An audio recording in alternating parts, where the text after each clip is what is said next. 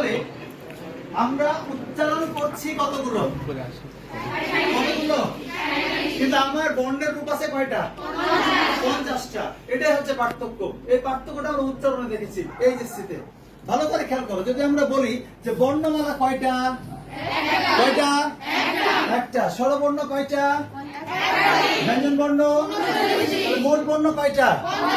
যদি আমরা বলি স্বরধ্বনি কয়টা? ব্যঞ্জন ধ্বনি। মোট ধ্বনি কয়টা? অসংযুক্ত বর্ণ কয়টা? মনে থাকবে? ক্লিয়ার? Loud and clear? কোন কথা আছে? আছে। কেন 50টা, কেন 37টা? কথাটা আমার এখানেই বোঝা গেছে। তাহলে একটা বিষয় খেয়াল করো, যে আমরা যখন সংজ্ঞায় বলেছিলাম যে ধ্বনির সময় যদি আমরা বলতে যাই কি করতে হবে? উচ্চারিত হতে হবে। কার সাহায্যে? কার সাহায্যে?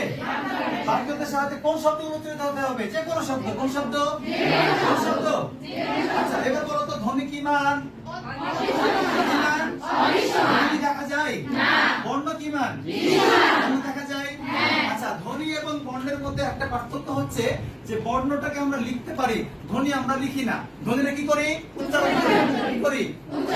শুনতে বললাম উচ্চারণ করলে ধ্বনি, না করলে কি না? ক্লিয়ার? বোঝা গেছে? আর কোনো কথা আছে?